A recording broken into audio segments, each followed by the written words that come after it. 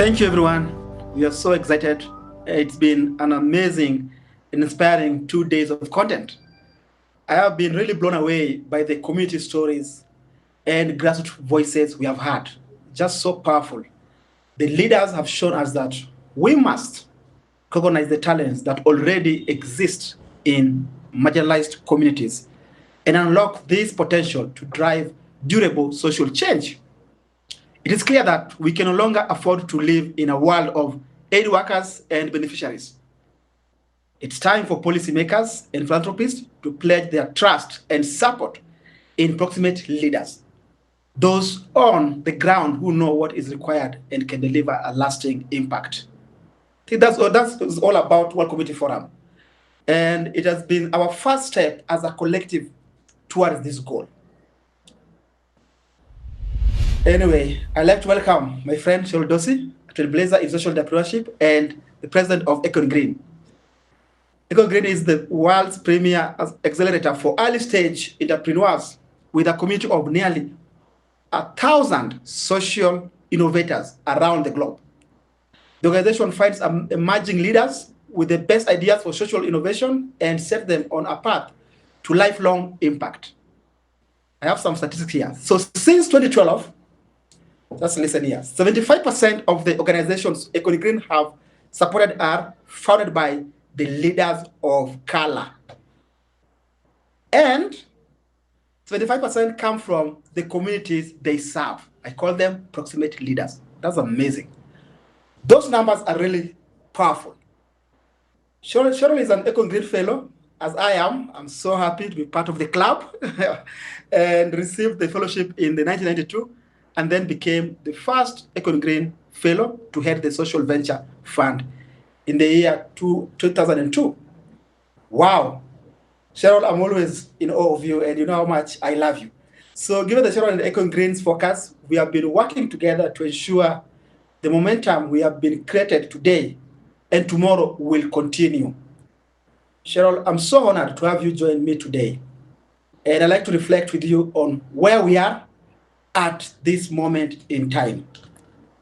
Specifically on the topic of racial equity in development. As we both know, this issue is deeply tied to supporting proximate leaders.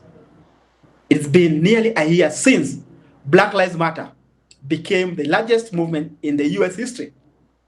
And the progressive white leaders in the US and globally spoke out about racial injustice and promising to do better. So you have to keep the wheel really rolling, you know? So have the realities for Black leaders really changed, Cheryl? I'm just really curious here to see, is there any change on that? And then let's talk about it together as you are such an inspiration. And I would love our audience to hear from you on this matter. Kennedy, it is a privilege to be with you. Congratulations for convening this World Communities Forum. It is such an important event and such an important signal for how we are all going to operate differently in this moment, right? As we continue to navigate the twin crises of the global pandemic and a global racial reckoning around structural racism, we have been called to meet this moment differently. So I think, Kennedy, there is a long tail of doing this work. We don't know yet how the world will change as a result of the events of the past years. But organizers like those involved with Black Lives Matter, those of us who deeply care about putting racial equity at the top of the agenda to build a more sustainable and equitable world. The issue is front and center, Kennedy. So eyes have been open, hearts have been expanded. So I think we have a chance to move this agenda and really change the way that we do work, including work in your field, global development. Yes, sir. And Sean, we can also talk about, thank you so much for that, because I really don't understand what is happening around the world, because I see this for me as a anti-Black bias globally. I'm being honest with you. It took you, Econ Green and Brisbane, to come up with the data. And I was really, really shocked, Cheryl, to see that there's only 76% of the organization that are getting less compared, these are talk about associate funding, compared to the white-led. And I'm like, wow, why there's never been an alarm? Do you think this is going to change? Because we are now using data in statistics. So, Kennedy, thank you for referencing the research that we did with our partners at the Bridgespan Group to really codify and articulate the depth of racial inequities in philanthropic funding for leaders of color. But we know, you know better than I do, Kennedy, that these same disparities exist in global development. You remember better than I do. You remember in 2016 when the grand bargain was made, when donors and large aid organizations committed to sending 25% of humanitarian aid funding as directly as possible to local and national organizations by the year 2020. Kennedy, what happened? We actually saw the direct funding to those groups actually go down. It went from 3.5% of funding in 2016 down to 2.1% in 2020. This is what structural racism looks like. And until we start to do two things, sort of the work of decolonizing these systems, which means one, beginning to really shift money and power to communities that are doing this work, right? And that's not only about shifting power to people who look like us and groups led by people who look like us, but also an explicit depowerment agenda of non-Indigenous actors. You've got to do both simultaneously.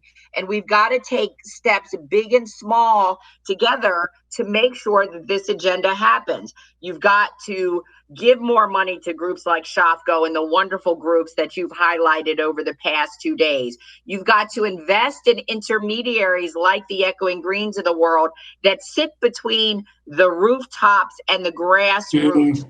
You've got to really change the face of who's giving. We look at the investment community at the moment that has made a big push to back and identify more fund managers of color.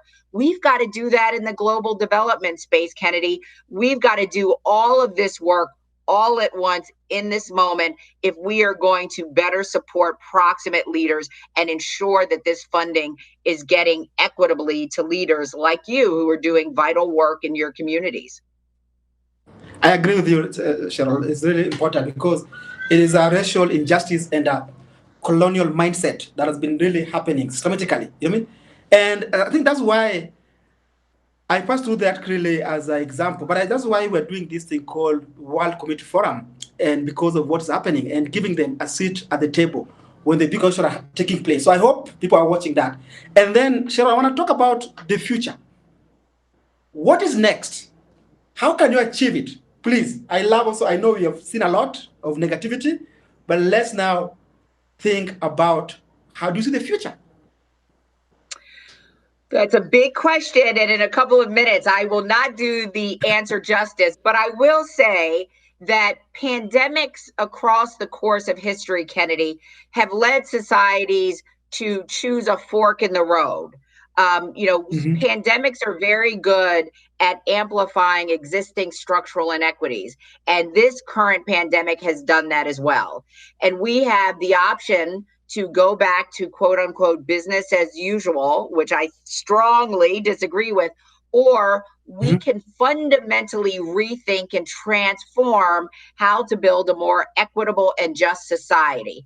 And I think the work that leaders like you all are doing, the global movement around social innovation, gives us a North Star to fundamentally rethink the way that we construct societies, the way that we deploy resources to proximate leaders. So I think we have a moment to do better. And I do think moving forward, racial equity has to be a core part of everything we do. We've got to center racial equity in all of our decision-making rubrics moving forward. This is as important in the global South as it is in the United States.